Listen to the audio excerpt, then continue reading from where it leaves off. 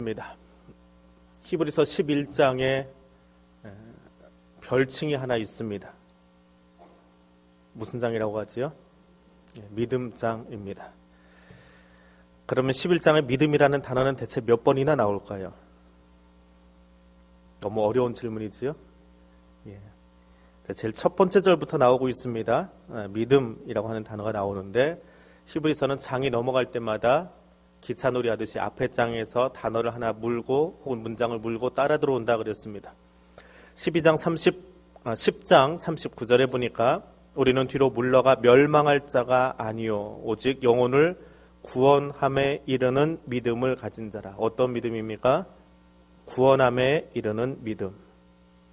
진짜 그리스도인, 참 그리스도인은 누구냐? 배교하지 않고 교회 안에 남아있는 진짜 그리스도인은 누구냐?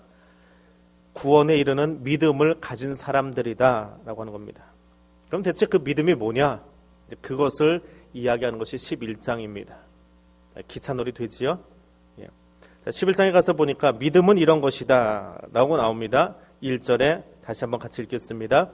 믿음은 바라는 것들의 실상이요 보이지 않는 것들의 증거다. 참 말이 어렵습니다. 쉽게 읽으시는 분도 있는데 참 한글이 어려워요. 한글이 어렵습니다. 바라는 것들의 실상이다.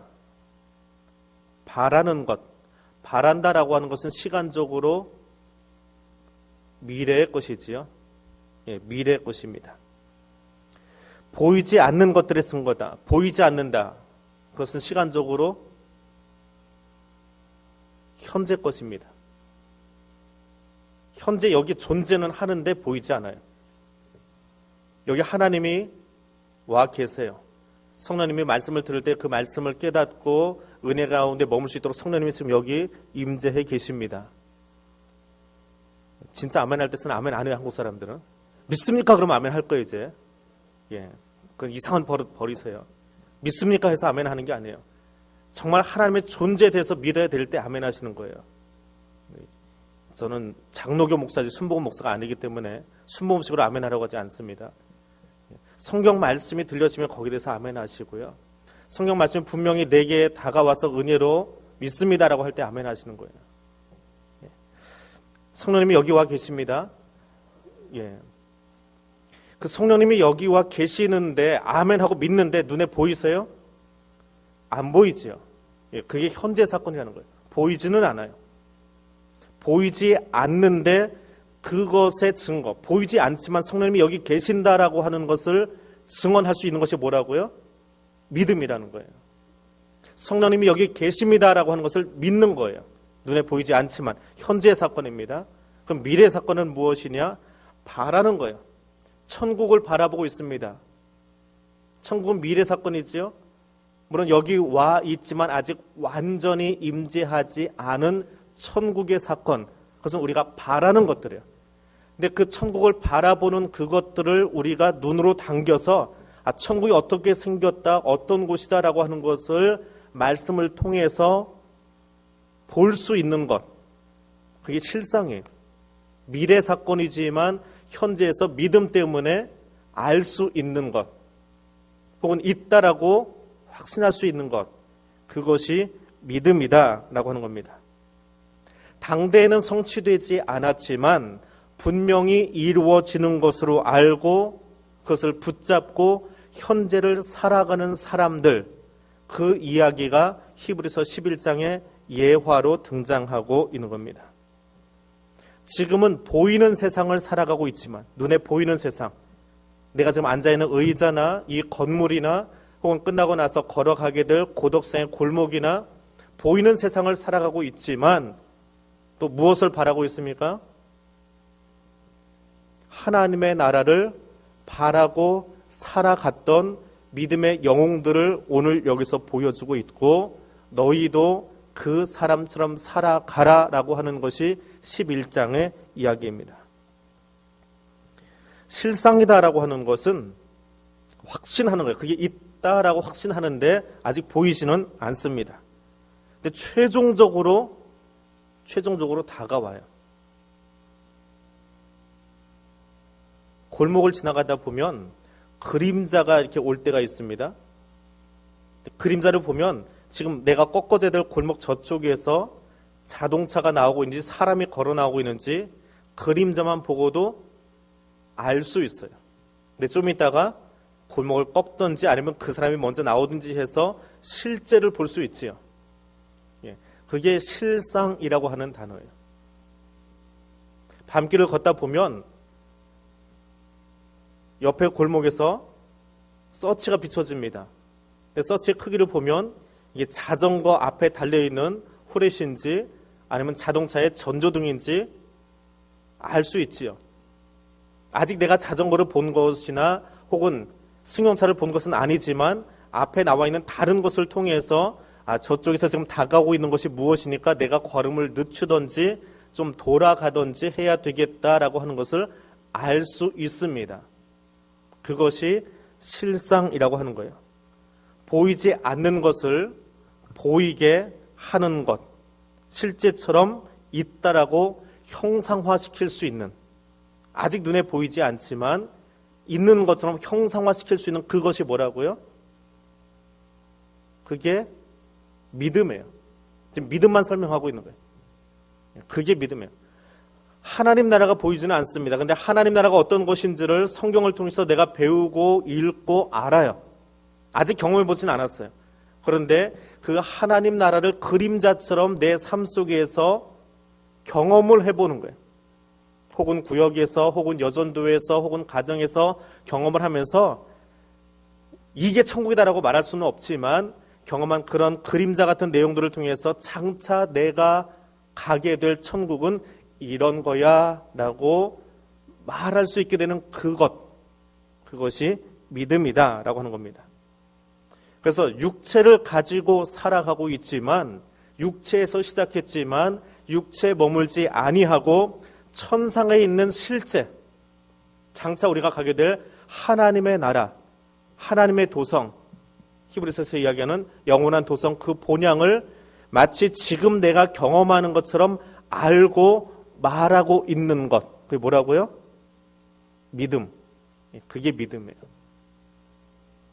그럼 그 믿음을 대체 어떻게 가지고 사는 거냐? 이제 그것을 쭉 이야기하는 겁니다. 3절 같이 읽어볼까요? 믿음으로 모든 세계가 하나님의 말씀으로 지어진 줄을 우리가 아나니 보이는 것은 나타난 것으로 말미암아 된 것이 아니니라. 믿음이 있으면 어떤 일이 생겨나느냐? 모든 세계가 하나님의 말씀으로 지어진 것을 알 수 있답니다. 하나님의 창조 행위를 믿음으로 볼 수 있는 거예요. 믿음으로 볼 수 있는 거예요. 작은 생명체 하나를 보아도 그 속에 하나님의 창조 솜씨가 보이는 거예요. 요즘 단풍철이라 단풍 구경들 많이 갔다 오시더라고요. 이야기하고 나가는 팀도 있고 몰래 갔다 왔다가 들킨 팀도 있고 그런데 아무튼 가서 보면 똑같은 단풍인데 똑같은 은행나무 잎 같은데 가까이 가서 보면 색깔이 다 달라요. 어쩜 그렇게 예쁘게 들어가 있는지 몰라요. 똑같은 붉은색 단풍잎 같은데 가까이 가서 보면 또 달라요. 똑같은 나무에 똑같은 이파리인데 크기도 제각각이고 모양도 조금씩 달라요. 우연히 생겨난 존재라고는 말할 수 없는, 정말 누군가의 기가 막힌 작품이다. 그게 누구예요? 하나님이신 것을 바라볼 줄 아는 것이 믿음이에요. 진화론은 어떤 겁니까? 우연히 생겨났다, 혹은 경쟁 속에서 약한 것은 도태되고 강한 것만 살아남았다라고 이야기합니다. 그래서 믿음의 눈은 어떤 것이냐? 보이는 현상만 보는 것이 아니라 이 앞에 노란 벼 모양이 있는데, 벼가 있는데 이 벼만 보는 것이 아니라 이것이 만들어지기까지 일하신 하나님을 볼 수 있는 것, 그것이 믿음이다라고 하는 거예요. 믿음으로 모든 세계가 하나님의 말씀으로 지어진 줄을 우리가 아나니 보이는 것은 나타난 곳으로, 눈에 보이는 곳으로 되는 것이 아니라 보이지 아니하는 하나님으로 되어졌다. 창세기 이야기지요. 네, 거기서부터 지금 시작하고 있는 거예요. 히브리서 11장의 믿음에 관한 이야기는 창세기 1장에서 시작해서 현재까지 끌어오고 있습니다. 자, 두 번째 이야기 4절에 믿음으로 아벨은 가인보다 더 나은 제사를 하나님께 드림으로. 히브리인들, 유대인 랍비들이 늘 질문하는, 지금도 유대인 랍비들은 끊임없이 이것을 질문합니다. 왜 아벨의 제사는 받으셨고 가인의 제사는 받지 않으셨느냐? 여러 가지 이유를 찾고 있습니다. 가인은 곡식을 드렸고, 가인은 곡식을 드렸고 아벨은 동물을 드렸지요.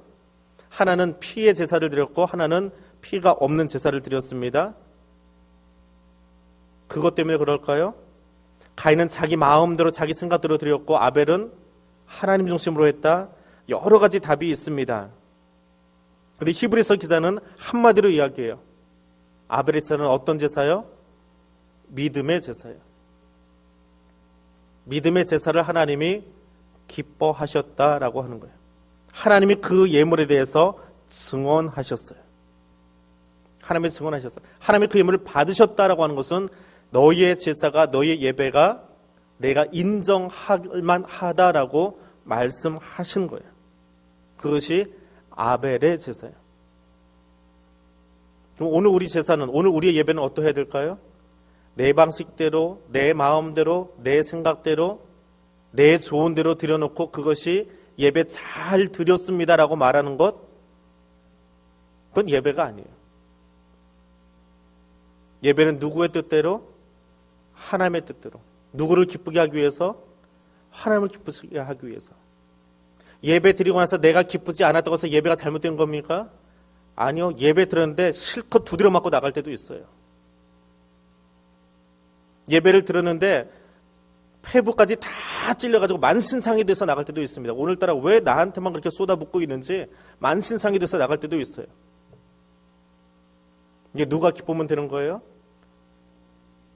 내가 만신상이가 됐어도 하나님이 그것을 통해서 나를 수술하려고 하고 계신다면 그 수술 받아들여야지요.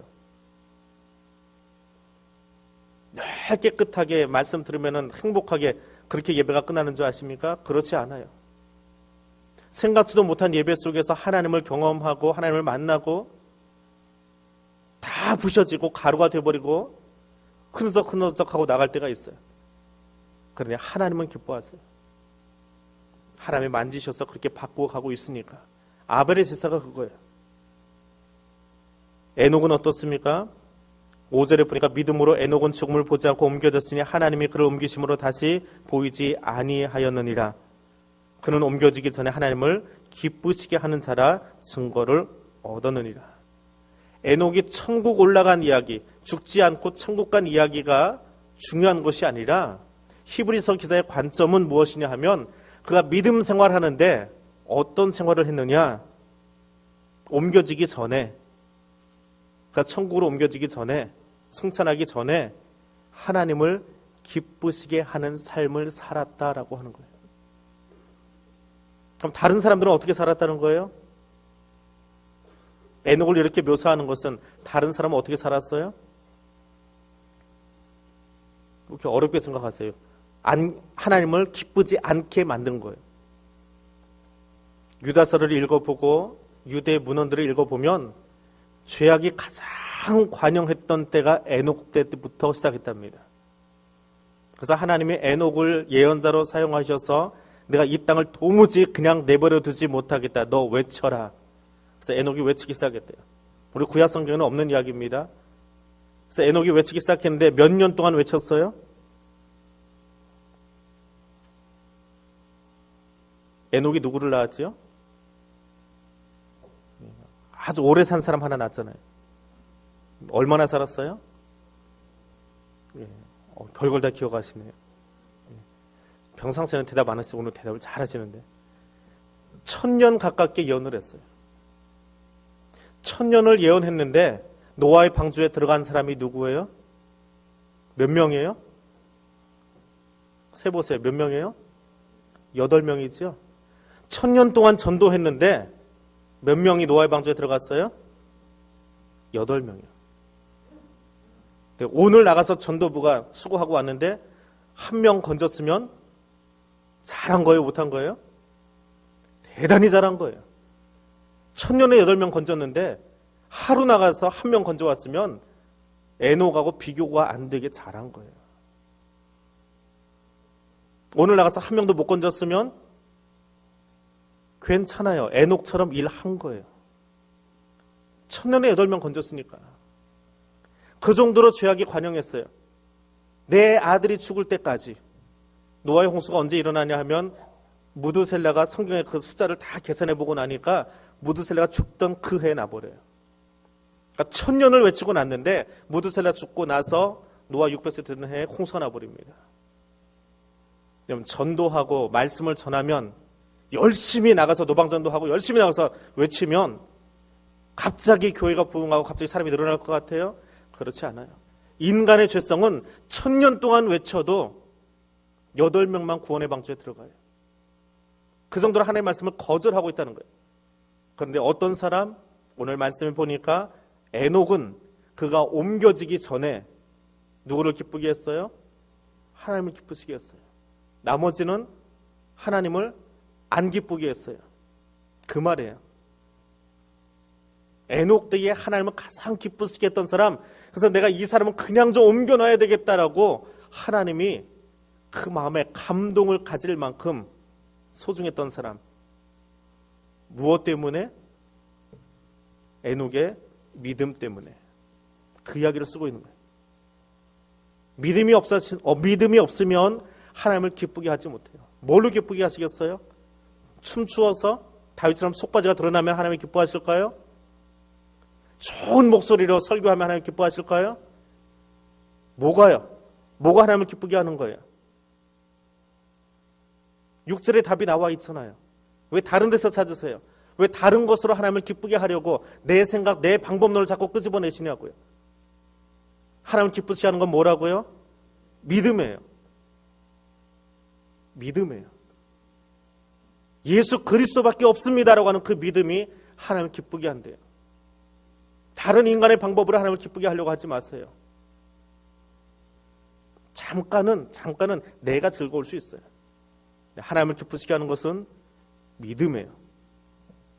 하나님께 나아가는 자는 어떻게 나아가라고 이야기합니까? 그가 계신 것과 또한 그가 자기를 찾는 자들에게 상 주시는 이이신 것을 믿어야 할지니라. 뭘 믿어야 할지까지 다 나와 있어요.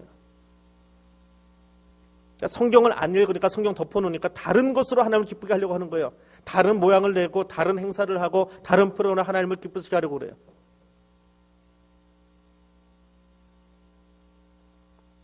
북한에 사는 사람들이 북한 사회를 찍은 사진이나 동영상을 보면 정말 미친 것처럼 박수를 쳐대고 소리를 지르고 이 김정은이 지나가고 김일성이 지나가고 했을 때 그 옆에 그 박수 치는 부대를 보면은 정말 미친 사람들 같아요. 광신적으로 막 박수 치잖아요.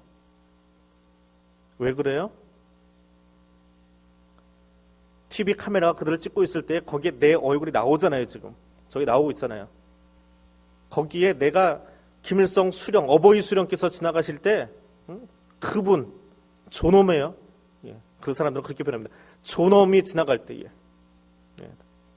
존엄이 지나갈 때에 내가 당신 때문에 이만큼 기뻐요라는 것을 가짜라도 괜찮아요. 마음속은 어떻게 됐든지 간에 가짜로라도 저게 보이기 신나게 해줘야 돼요. 그러면 나중에 좋은 게 나오니까 보여주기 위해서는 보여주기 위해서. 진짜는 아닐지라도 김일성 죽었을 때의 그 TV 영상 혹시 기억하십니까? 얼마나 열광적으로 할머니들 거기서 막 기절해가면서 했어요. 근데 그때 나오신 그 탈북자들 이야기 들으면 그거 다 가짜래요. 물론 개 중에는 진짜 그 김일성 죽었던 것 때문에 정신 나간 사람들도 있는데 TV가 거의 카메라 들이밀고 있는데 거기서 멍하니 있으면 되겠어요? 보여주기 위한 거예요. 이게 하나님은 보여주는 것을 원하는 것이 아니라 무엇을 원하세요? 믿음을 원하세요. 우리에게 상 주시는 이가 하나님이십니다. 이 땅의 진정한 왕이 하나님이십니다라고 하는 것을 믿고 믿고 인정하는 그 믿음을 원하시더라라고 하는 거예요. 노아는 어떤 믿음이요?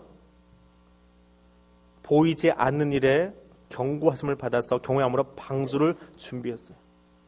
비 온다 했는데 언제 비가 와요? 내일 오는 게 아니고 모레 오는 게 아니고 아직도 까마득히 멀었어요. 그리고 비 올 징조가 보이지도 않아요. 더군다나 그 배를, 방주를 바닷가에 만드는 것이 아니라 산에다 만들려고 하세요. 이게 왜 만들었습니까? 왜 만들었어요? 여기 답 계속 이야기하고 있잖아요. 믿음 때문에. 11장에 믿음으로 단어가 20번 나옵니다. 히브리서 11장에다가 빨간 줄을 치시려면 그냥 내가 마음에 드는 구절 여기다가 이렇게 뭐 1절에다 빨간 줄 치고 그렇게 하지 마시고요. 믿음으로에다 동그라미만 다 쳐놓으세요. 그러면 11장 보기가 아주 편해요. 11장에 하고 싶은 이야기는 그거기 때문에 한 구절보다는 믿음으로라는 단어만 다 칠해놓고 그 믿음으로가 무엇을 쳐다보고 있는지, 무엇을 수식하는지 그것만 보시면 돼요. 노아는 아직 보이지 않아요. 징조도 없어요. 당대의 사람들은 끊임없이 자기가 좋아하는 것만 하고 있습니다.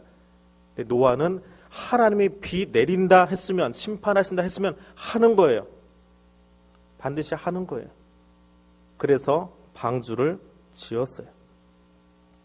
이게 창세기 원역사 이야기입니다. 자, 두 번째부터 나오는 이야기는 아브라함부터 시작되는 역사의 이야기예요. 아브라함은 언제 믿음을 보여주었습니까?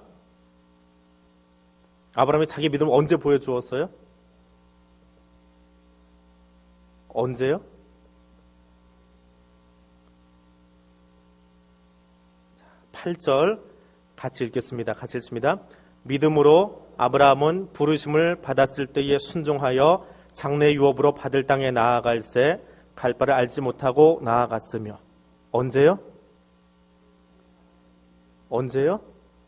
부르심 받았을 때요. 시험 받았을 때가 아니에요. 이삭 데려다 죽여라 안 해요. 물론 그것도 믿음의 한 대목입니다. 뒤에 나와요, 그거는. 근데 아브라함은 자신의 믿음을 언제 보여주기 시작했다고요? 부르심을 받았을 때. 우르에서 아브라함아 가자. 내 본토 친척 아비 집 떠나서 가자. 그때부터 보여준 거예요. 예, 알겠습니다. 뜬금없이 하나님이 나타난 거예요. 자기가 살던 땅은 달신 섬기던 곳입니다. 익숙해요. 어렸을 때부터 할아버지 때부터 섬겨오던 그 신앙이 있어요. 그런데 어느 날 갑자기 뜬금없이 야훼, 여호와 하나님이 나타나더니 너 가자. 어디 가자는 거예요 대체? 어디 가자고 그랬어요? 방향은 없어요. 내 본토 친척 아비집 떠나라는 이야기만 했어요. 그런데 무작정 따라가는 거예요. 가보니까 거기가 어디예요? 가나안이에요. 그 가나안은 장차 자기 자손들이 살게 될 땅이에요. 가보니까 알겠어요. 야, 네가 갈 땅은 이곳이니까, 이만저만 하니까, 이렇게 생겼으니까 내가 거기다 집 지어줄 테니까, 그 다음에 다윗이 나타나고 솔로몬이 나타나고 왕국이 세워지고, 그래서 내가 그 땅을 딱 차지하게 해줄 테니까 2차 대전이 끝나면 거기다 구획 정해가지고 이건 이스라엘 국호 정해놓고 다윗의 별 가지고 깃발 만들고 그게 내 나라야. 아브라함 알겠니? 하나님이 그렇게 보여주셨다고요? 아니에요. 그렇게 보여주고 너 가자 하면 그건 믿음이 아니에요. 아는 거지요. 타임머신 타고 가서 미래가 어떻게 될지 다 알면 누가 못합니까? 다 하지. 그건 믿음이 아니에요. 여러분, 고덕동이 앞으로 한 10년쯤 뒤에 어떻게 바뀔 것 같아요? 이 강동구 동쪽 지역이 미사리 하남하고 붙어서 이쪽 지역이 어떻게 바뀔 것 같아요? 아세요? 아파트가 뭐 30몇 층짜리가 들어온다고 하는데 그거 지어지면 여기 어떻게 바뀔지 아세요? 미루어 짐작은 해보겠지만 아무도 몰라요. 왜? 살아보지 않았으니까. 근데 그걸 다 아는 것처럼 이야기하는 것이 교만이에요. 자기가 하나님인 줄 알아요. 그것도 여기 오래 사시던 분들이 또 그 소리를 제일 잘해요. 살아보셨어요? 아파트 35층 한번 지어보셨습니까? 안 지어봤는데 알아요. 살아보지 않았는데 알아요. 얼마나 하나님 앞에서 교만해요. 우리는 알지 못해요. 지금 이 땅이 어떻게 바뀔지, 어떤 사람이 들어올지, 어떤 인구 구성을 가진 사람들이 이곳에 새로 정착하게 될지, 천호동이 바뀌었으니까 미루어서 짐작은 해볼 수 있지요. 제가 대학 다닐 때 천호동은 그렇고 그런 동네였어요. 지금은 삐까뻔쩍하지만. 뭐 비스무리하게 여기가 바뀔지는 몰라요. 근데 천호동하고는 입지가 다르잖아요. 천호동은 한강변에 있는 동네고 여기는 고속도로도 있고 외곽순환도 있고 도로 입지가 또 달라요. 어떻게 될지 아무도 몰라요. 하나님의 일하심을 기대하는 것이 아니라 사람의 방법이 앞서가기 시작하는 것이 교만입니다. 하나님께 기대기보다 사람의 방법을 우선하는 것이 교만이에요. 하나님의 일하심을 기대해 보세요. 오늘 새벽부터 개인적인 기도 제목이 하나 있었습니다. 머릿속이 좀 복잡해가지고 이 일들을 어떻게 좀 정리할까라는 기도의 제목들이 하나 있어가지고 앞에 엎드렸는데 말이 안 나오더라고요. 이리 해도 안 되고 저리 해도 안 되고 끝나고 올라갔는데 잘 안 되겠어요. 기도 좀 해주세요. 그러고 뭐 이야기하기도 하고 그랬는데 그래도 풀리지 않아요. 그런데 5시 되니까 하나님이 싹 풀어버리는데요. 전혀 기대하지 않았던 방향으로 모든 사람이, 제가 걱정하고 염려했던 그 사람들이 다 알아서 가장 좋은 방향으로 길 결정이 다 끝나버린 거예요. 그거를 한 10여 분 사이에 와서 다 사람들이 전화해주고 알려주고 하는데 내가 왜 그렇게 걱정했을까? 믿음을 설교하고 있지만 믿음 없는 게 내 자신이더라고요. 하나님이 그렇게 멋지게 다 풀어나가시는데 그 풀어나가는 방법이 고도동에서 푼 게 아니에요. 지금 이제 손바닥 안에서 풀어진 게 아니라고요. 하나님이 온 땅을 다 움직였어요. 국경을 넘어서서 일하셨어요. 그리고 일을 다 풀어버리셨어요. 그리고 그들에게 가장 좋은 것을 선물로 다 갖다 주셨어요. 그게 하나님이에요. 근데 그렇게 크신 하나님을 고작해야 하루 종일 뛰어다녀 부산밖에 못 가는 내 발바닥 가지고 다 알고 있다고 내 머릿속으로 판단하고 생각하고 계획하고 하나님께 하십시오라고 이야기하는 게 기도인가요? 아니에요. 하나님이 일하십시오라고 맡겨놓는 거예요. 늘 경험하는 거지만, 기도할 때마다 경험하는 거지만 두려워하지 말고 맡기세요. 그러면 그분이 하세요. 그분이 하십니다. 아브라함의 믿음은 언제라고요? 언제부터 시작했다고요? 부르심을 받을 때. 가자. 거기가 어딘데요? 왜 가는데요? 어떻게 세우실 건데요? 그 나라 만들면 나를 뭘 시키실 건데요? 하나도 안 물어봤어요. 그냥 그분이 부르시니까 가는 거예요. 우리가 할 거는 뭐예요? 믿고 같이 가는 거예요. 그게 믿음이에요. 그래서 믿음은 믿음이 없는 사람들이 보기에는 가장 바보 같은 짓이고 가장 미친 짓이에요. 믿음의 눈이 아니면 보이지가 않아요. 믿음의 눈으로 하나님을 바라보지 않으면 아무것도 보이지 않아요. 뭐만 나타납니까? 사람의 방법만 나와요. 사람의 잔재주만 나와요. 믿음으로 하나님만 바라보실 수 있기를 원합니다. 그가 이삭을 낳을 때도 그랬습니다. 아브라함이 어떤 존재라고 나와 있습니까? 아브라함은 죽은 자 같았답니다. 그는 죽은 자 같았어요. 그런데 믿음으로 하나님이 자녀 주실 것을 알았습니다. 11절 12절을 봅니다. 믿음으로 사라 자신도 나이가 많아 단산하였으나 잉태할 수 있는 힘을 얻었으니 이는 약속하신 이를 미쁘신 줄을 알았습니다. 이러므로 죽은 자와 같은 한 사람으로 말미암아. 우리말 성경에 이게 사라를 이야기하는 것처럼 되어 있는데 아브라함이 죽은 자였대요.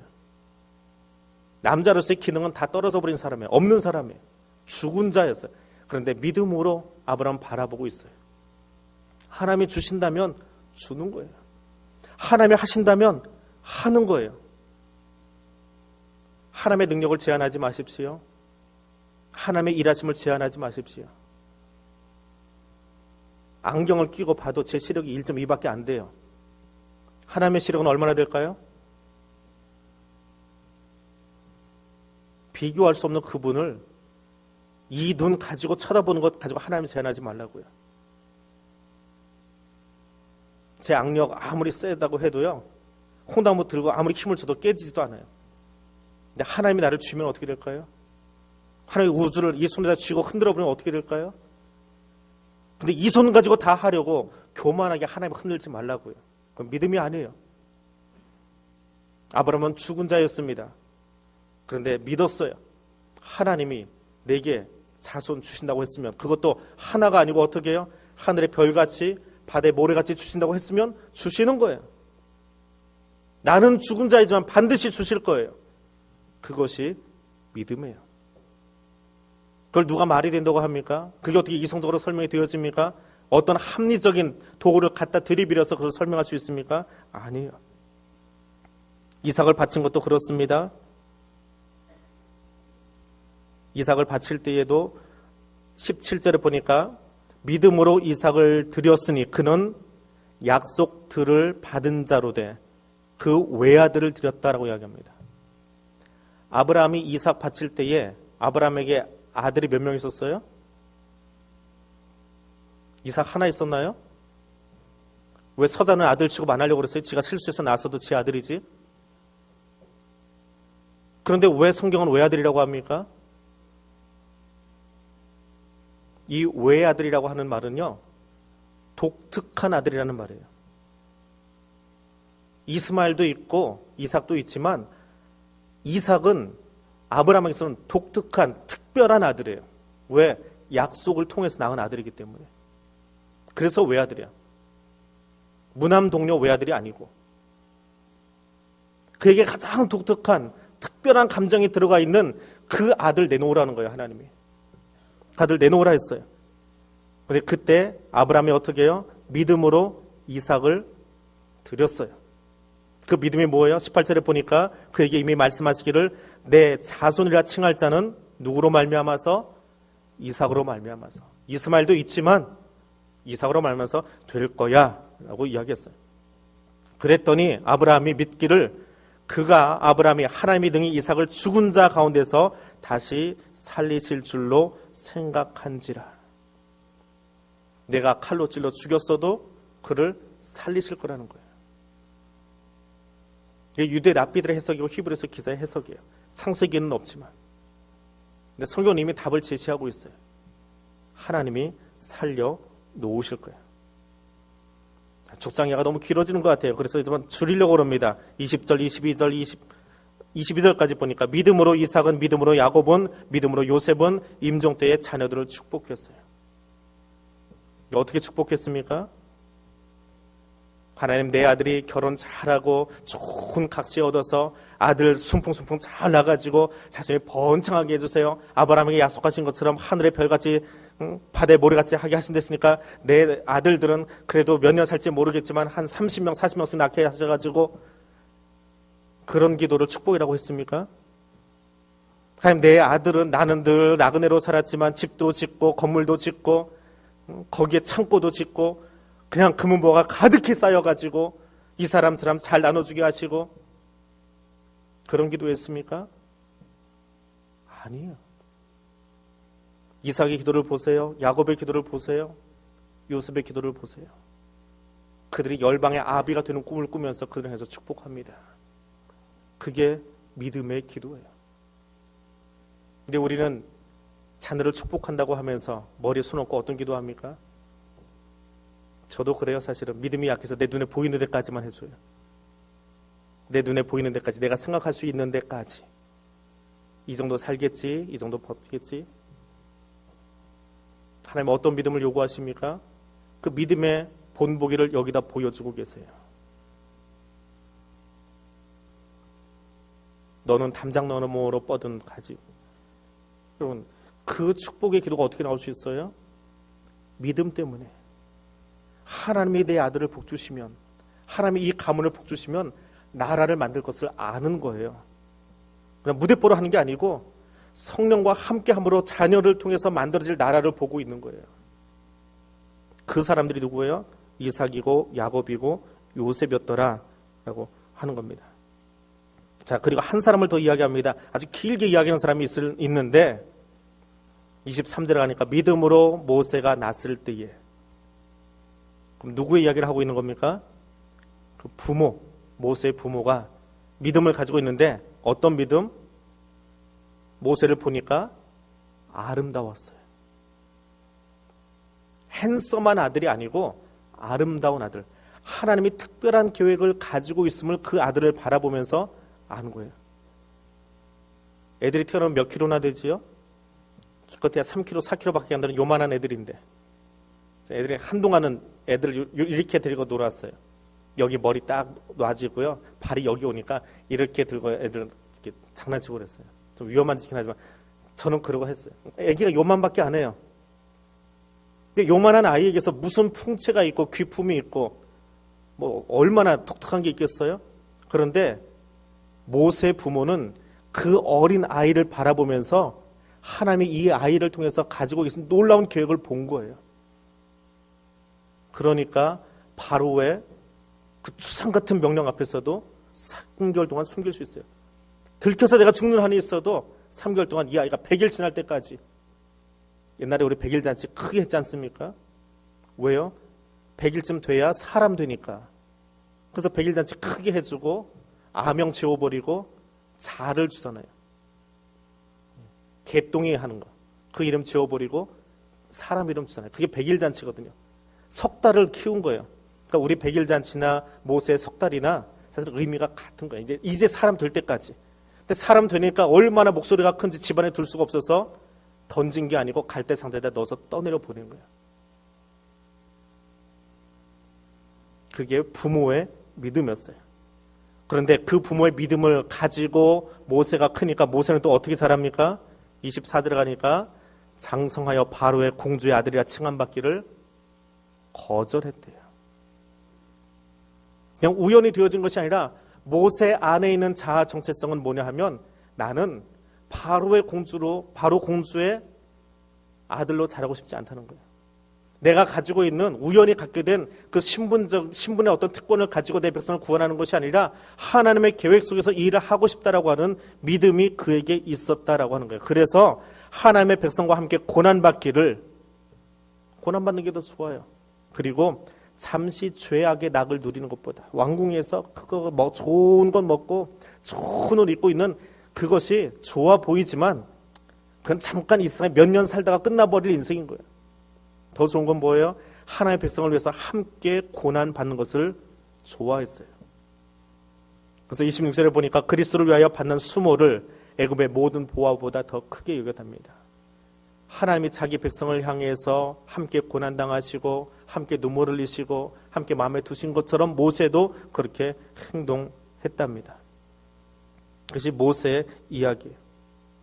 믿음으로 애굽을 떠나서 왕의 노함을 무서워하지 아니하고 보이지 아니하는 자를 보는 것처럼 바로가 무서워서 미디안으로 도망간 것이 아니라 보이지 아니하는 하나님을 만나기 위해서 가나안으로 갔다라고, 미디안으로 갔다라고 히브리서 기자는 설명하고 있는 거예요.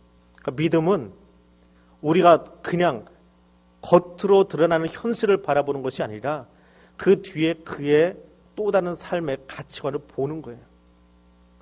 그것이 믿음이에요. 히브리서 기자는 모세를 그렇게 들여다보고 있는 거예요.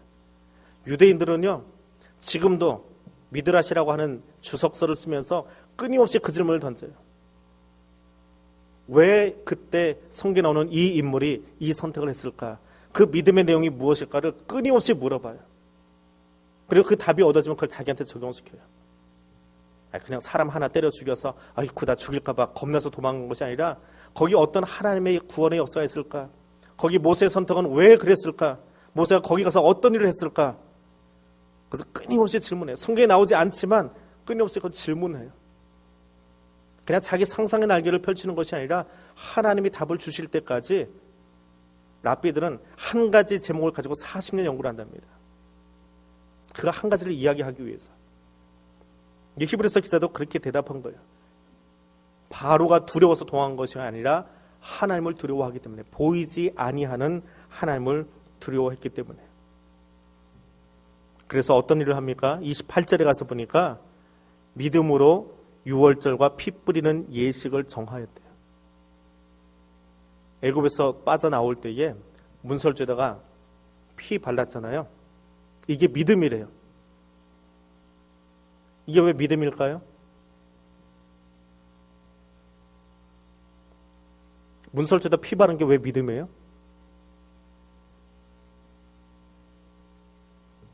질문 안 해보셨죠? 히브리서 기자는 그 질문을 한 거예요. 왜 발랐을까? 그리고 바른 것을 믿음의 눈으로 들여다보면 대체 어떤 답이 나올까? 하고 질문을 던진 거예요. 던지고 나니까 이런 답이 나와요. 옛날에 모세가 백성들에게 말하면서 야, 문설주에다 피 바르자. 그러면 죽음의 영이 이 집을 건드리지 않을 거야. 근데 그 일이 모세 이전에 성경 어디에라도 혹은 인간의 다른 역사책이라도 기록이 되어 있습니까? 되어 있어요? 없어요. 그런데 모세가 바르자 그래요. 누구 집에다 발랐습니까? 누구 집에? 애굽에 살고 있던 모든 유대인의 집에. 몇 명인데요? 출애굽한 인원이 200만이니까 5인 가족 기준에도 40만. 아니 대가족이니까 아무리 적게 잡아도 한 10만. 남자 군대가 60만이었으니까 60만 집에는 발랐을 거라고요. 60만 명에게 다 설득을 하면서 오늘 피 발라야 돼. 그래야 살아남을 수 있어. 그럼 누군가는 질문할 거예요. 옛날에 그런 거 한 적 없거든요.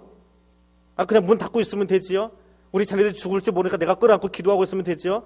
뭐 그것까지 합니까? 근데 그들을 설득해야 돼요. 무엇을 가지고? 어떤 합리적인 이유를 가지고? 어떤 합리적인 대안을 가지고 그들을 설득합니까? 무엇을 가지고 설득해요? 믿음으로 하는 거예요. 예전에 그런 일이 없었지만 하나님이 하신다면 하는 거예요. 하나님의 명령이면 하는 거예요. 그게 믿음이에요. 히브리서 기자는 6월절 사건마저도 모세 믿음 때문에 일어났다라고 이야기하는 거예요. 아직 일어나지 않았잖아요. 오늘 밤에 피를 발라놓고 내일 아침에 봐야 돼요. 근데 내일 아침에 피 발랐는데 동네 아무 일도 안 일어나면 모세는 다음날 아침에 백성들에게 돌 맞아 죽을 거예요. 왜? 그 밤에 피 바르려면 양을 몇 마리를 죽여야 되는데 그게 얼마나 귀한 우리 집 재산인데 유대인들에게는 양은요 재산이 아니에요. 내 가족이에요. 그래서 베두인족 그 집에 가보면은요 그 안에 같이 산대요. 양하고 사람하고. 우리가 애견 키울 때 강아지 귀여워하는 거하고는 비교 안 될 정도로 이건 가족이에요. 근데 그 가족을 죽였어요. 나 살자고. 지난밤에 몇 마리가 되는지 모르지만 문설주마다 다 발랐는데 다음날 아침에 아무 일도 안 일어나면 어떻게 합니까? 근데 그것을 보이지 않지만 내일 아침에 어떤 일이 일어날지 아무도 알지 못하지만 하나님의 명령이게 믿는 것, 그것을 현실로 가져오는 것, 1절의 이야기지요. 그것이 믿음이에요. 이야기하니까 너무 길어요. 시간도 많이 갔고 히브리서 기자도 똑같아요. 그래서 뒤에 이야기는 간단하게 써버렸습니다. 현재도 똑같다는 거예요. 현재도 불의 심판을 받고 돌로 쳐 죽임을 당하고 톱으로 켜고 칼로 죽임을 당하고 양과 염소를 죽여서 그 가죽을 입혀가지고 사람한테 입혀서 들로 내보내요. 쪄 죽으라고. 예수 믿는 사람도 그렇게 박해했대요. 그 얘기를 간단하게 다 써버렸어요. 그런데 이 사람들은 다 무엇으로? 믿음으로 말미암아 증거를 얻었대요. 그게 믿음이에요. 믿음은 이해할 수 없습니다. 믿음은 논리적으로 해설할 수 없어요. 지금 40분 동안 설명을 이것저것 해놓았지만 설명이 되어지지 않아요. 분명한 것은 하나님을 바라본 자는 그 믿음 안에 서더라라고 하는 거예요.